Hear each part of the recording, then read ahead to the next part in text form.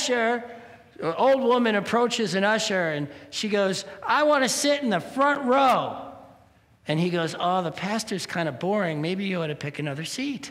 Let me give you a better seat. She goes, do you know who I am? And the usher goes, no. She goes, I'm the minister's mother. Usher looks down and looks back up and goes, do you know who I am? She goes, no. He goes, thank God.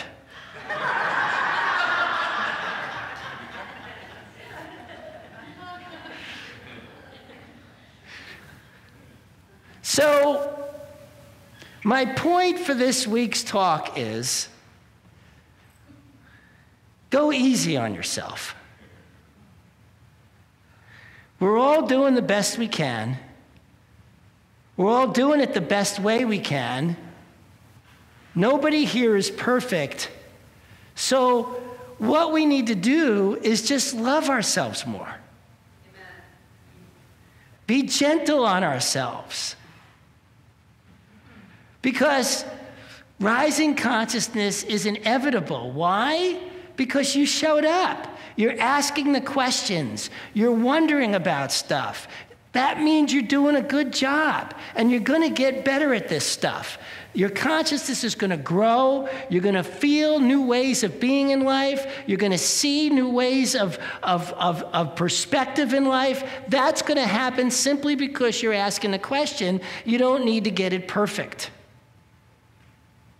And in fact, you know, we talk a lot here about the kind of vigilance and the kind of work it takes to rise a consciousness, and I just thought it was really time to talk on the fact that actually we're all doing really well and we can relax. That there's a way in which our consciousness will rise if we just relax. And, you know, believe in ourselves a little bit. You don't have to believe in yourself a lot, just a little. You know, just enough to remind yourself that it's okay. Things are getting better. We're growing forth. We're doing more. We're touching the world. And nobody on this planet is perfect. Some of you may have read the article about the Dalai Lama putting his foot in his mouth when he said that if the next Dalai Lama was a woman, she better be pretty. And then, when he was asked about that, he said, yeah, what's wrong with that? And so it took a week for the Dalai Lama to figure out that what he had said was not so great and finally apologized for it. This is the Dalai Lama. At least he apologized. Well, you know, he's a very enlightened man. But the point is, even enlightened people put their foot in their mouths. So when you do it, because I know my wife reminds me I do it regularly, you know, it's like it's okay. We don't got to beat ourselves up for it. We don't got to put ourselves down for it. You know, and I don't know about you, but I have spent a lot of time in my life getting on my case for not learning this stuff faster.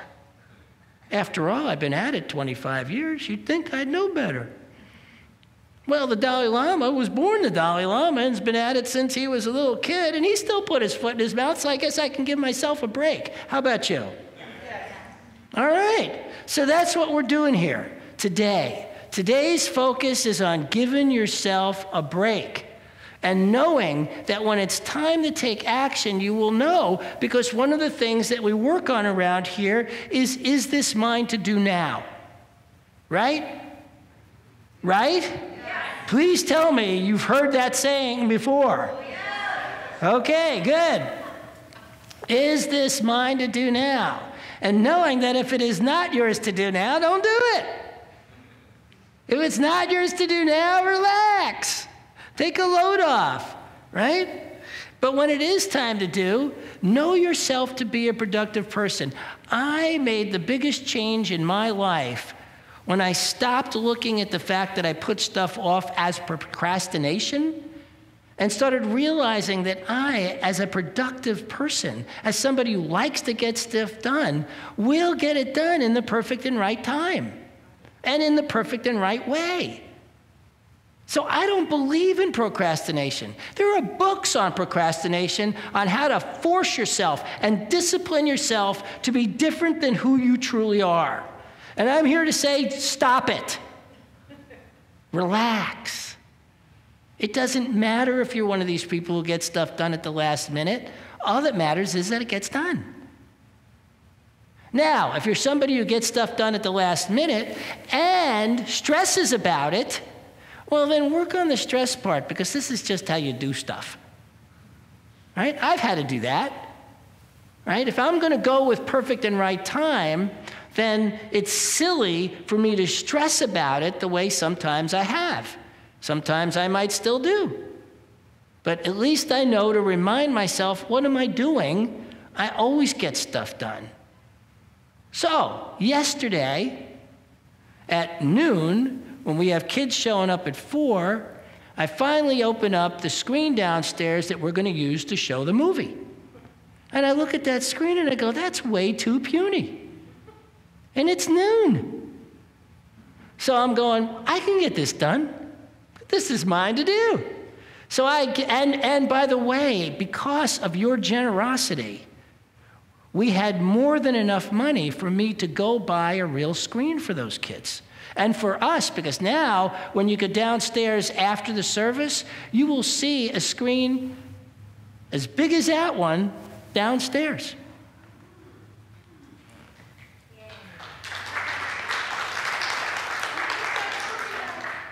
So it's noon. I get on and I'm like, I'm going to get this screen. I know this is going to happen. I know I can get this done. So I get on the internet and check all the local stores, find that size screen at Fry's on a clearance sale, just happened to be a clearance sale, for within our budget. So I call up, get them to get it ready for me, and at 1 o'clock, I'm over at Fry's, and I'm picking this thing up. Now, before I left, many of you may know my car. For those of you that don't, so you can get the joke, I have this tiny little Fiat, which is about the size of an ancient VW Bug. And the screen was that big. But I knew I could get this done. So what happens? This wonderful cleaning, Our Lady who comes here and cleans this place for us week in and week out goes, here, take my car. Because she's got this gigantic SUV. She just goes, here, take my car. Gives me her keys. I'm like, really? She's like, yeah, okay. Took her keys, got down there. That thing just slid into the back of that car like it was nothing. All the time I'm trying to figure out, how am I really going to do this on my car? Waste of that time. So, got it in there, got it back here, and now I've got to put it up. I've got to get it to the wall. And I look at the thing, and I look at this huge piece of wood that is above the stage, and I'm thinking to myself, 2 nails are going to do it.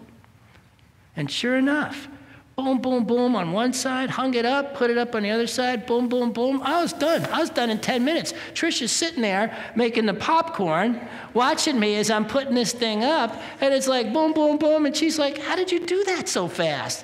I'm like, well, that's all it needed, boom. And we had ourselves this gigantic screen downstairs for these kids so we could show this movie. Now, the other thing I did is I set up a sound system because, you know, if you're going to watch, kids going to watch a movie, they want that roar and the sound, right? So I set up these 2 gigantic speakers downstairs. So we had this incredible sound going. We set it up like a theater. We had 50 seats set up and everything, and they came in, and we showed Captain America Civil War, which is a very loud movie with a lot of explosions. Kids love explosions. Actually, I do too. And we watched Captain America do his thing with all the other, you know, Avengers and all the stories that go on in that and all that stuff. And all I could think of was, well, I could think, God, I could have gotten on my case about this, right? And maybe you would have too, that I checked the screen the day of the party instead of 2 weeks ago, right? I mean, how dare I wait to the last minute to check it? And believe me, there was a time in my life where I would have been all over myself around that. But what I'm here to tell you today is there's no such thing as procrastination. It's perfect and right time. And the more we trust, the more we get into that place of trust, that of course, if this is the time I'm finally doing it, this is the time it's going to work out. And it did. It worked out, boom, boom, boom, boom, boom. And I've seen that now so many times in my life, that when it's time, when it's perfect and right time, the thing gets done in boom, boom, boom, boom, boom. And any obstacles or appear to be obstacles that might pop up are handled. This is how life can really work, so that we get to relax. So the real deal here is not what we're working hard or doing this or doing that, but it's the depth of trust we're willing to take on within ourselves that life is working, even when it looks like it's not. It would have been easy for me to get into a place of when I opened up that screen going, oh my God, we're screwed. This is never going to come off well on this screen. What should I do? It's so late and they're going to be here in a few hours. But I didn't do any of that this time. And that's what's possible in any of our lives. When we're willing to just let it sink in, relax. Life has got this. It comes back to the idea that there is no situation that we don't have the resources within ourselves to handle. If we have a situation, we got the resources. Or the situation don't mean a thing. I mean, how many times have you been in what you thought was a situation that you were freaking out about, that then all of a sudden took care of itself, and you wondered why you had freaked out about it in the first place? Anybody besides me ever done that?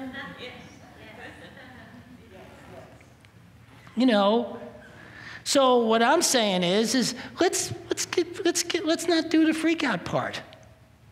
Let's just relax. And remember the truth. The truth is we have every resource we need within us, or what's going on doesn't need to get done. It's one or the other. It's never that we don't have the resources and it needs to get done. It never, ever happens. It's not how life works. But we won't know that if we're too busy freaking out. If we're too busy getting on our own case for thinking we're not good enough, for thinking, not loving ourselves enough, to recognize that not everything is supposed to work out the way we think it ought to. That's the other piece of all this. Life doesn't work the way we think it ought to in our smaller selves. We have a larger self. We have a bigger self that knows better. If my life had worked out the way I thought it was going to, I probably would be dead by now. Because I thought I was going to be a rock and roll star who could do all the drugs and have all the women I wanted and do all that kind of stuff, and I was headed down a road where there was no way my liver or any other part of me was going to survive. And I was so disappointed when that didn't happen, when I realized that my dream of being that rock star wasn't coming to fruition. I'd gotten so close so many times. I was so mad at God and at life and at myself and thinking I was so not good enough. And I look back on all that now and I go, what was I wasted my energy on? This is so much better. This is so much better. And it never even dawned on me that I could have this life. It never even crossed my mind in my smaller self. But my higher self must have known this all along, because I'm just astounded at how great life is. I have the most magnificent wife who takes such good care of me as I take care of her. We are these partners in this that I didn't even think a relationship could have. I have you guys. I have this center where we get to do stuff like today, where we get to do stuff like yesterday, where we get to make movies. I mean, we get to do all kinds of fun stuff around here. There's yoga. There's all kinds of great stuff that goes on around here. Meditations at noon, sound baths. I mean, we do great stuff here that's fun. And I look around and I go, man, my life is just surrounded by all this fun. This is great. And this is nothing to do with anything I had in mind when I was thinking about what my life would look like. And so that's a big thing I want to bring to you today, is you have a higher self that knows better than any thought you may be having around your intention for your life. Once I realized that there's something greater going on here, I changed. The only prayer I have is full flourishing life. I want my life to flourish. That I'm willing to focus on, but what it looks like, what do I care as long as it's flourishing? As long as it feels full, as long as I'm feeling the love in my life and the glory and the beauty of what life has for me. And then I get to be surprised. Surprise, surprise. I get to be surprised like all the time with milestones and miracles, because I'm open to whatever shows up as long as it works towards full flourishing life. And when something comes into my life that doesn't look full and flourishing, that's because it's my perception. And that's what I'm learning more and more, and that's what I'm here to offer you, is that there's something greater going on here that's just guiding you along, which is what makes the growth of consciousness inevitable. The universe is expanding. The universe is expanding. If it's doing that, so are you. So is every one of us. We gotta be. So is you think the universe is moving in one direction and we're moving in another? We're all moving towards a greater sense of love, caring of our fellow person, caring of our fellow beings, whatever they are. There are more people in the world today who care about the environment than ever before in the history of mankind. Are there enough people? Not for some, but I like to look at the fact that we're expanding, we're growing. It's inevitable. That's where we're headed. More people who care about their fellow human beings than ever before. That's beautiful. And that's where we're going. Are we going fast enough? Not for some. If you don't get into the place of understanding perfect and right time and relax. Relax. I'm up to now a half hour a day of doing nothing but feeling like I'm under a shower that is loving on me. I literally visualize just being showered in love. I started out a few minutes a day, realized that definitely wasn't enough. And it felt so darn good, I just keep doing it more and more and more. Because it helps me relax, helps me remember who I truly am, who everybody else truly is in my life, and how life is working no matter what it looks like. Love yourself. Take the time. Take the time to feel in your heart what it feels to just relax in the midst of whatever you think is a horrible situation. I promise you, if it feels that horrible, there's something incredibly brilliant in it. There's something possible to rise up with that will bring you to a new place of beingness that you never even imagined. That's what's possible here. Your growth is inevitable. Your miraculousness is your birthright. And to have a full and flourishing life is right here in the palm of your hand. Thank you. I love you. All right. This is the part of the program where we pray on one of you. Who's going to come up and be prayed on? Come on, we need somebody up here to be prayed on because, there you go, David. Come on down.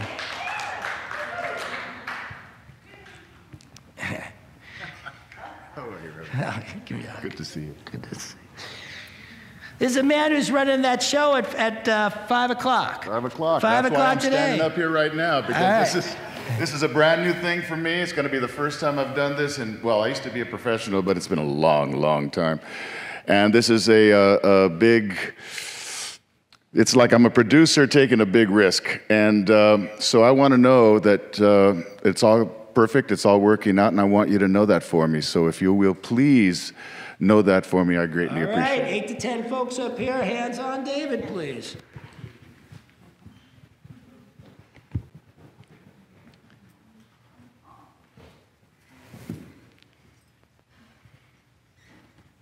Everybody else, take a deep breath, close your eyes and relax.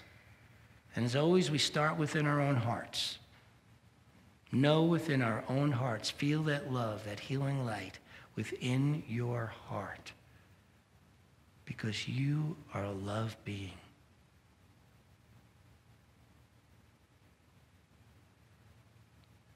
Now feel that love, that healing love radiate through your entire beingness.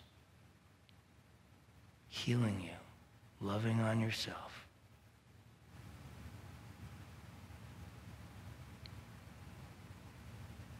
And now feel it expand to the entire room, connecting with all these beautiful spirit souls. As we take all this energy and rush it through David, just send it through every fiber of his beingness, knowing he is a powerful, creative, spiritual being who creates magnificently, that he is brilliant, and that today at 5, that brilliance shows up. Today at 5, his brilliance is seen and known. His power, his presence touches lives, heals.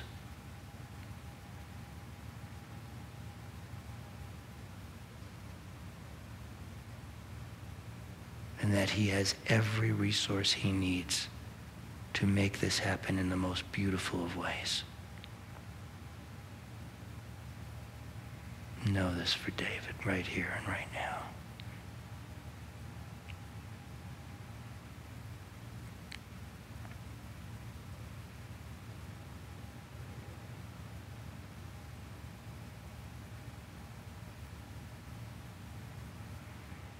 And I am so grateful for the power and presence of us as a spiritual community, as a spiritual family.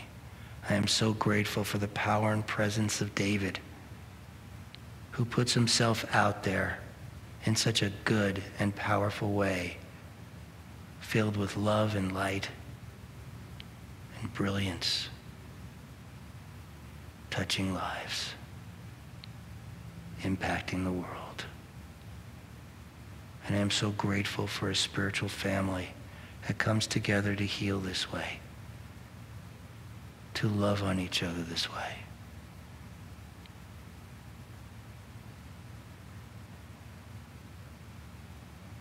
As we all say together, and so it is. All right. Yeah.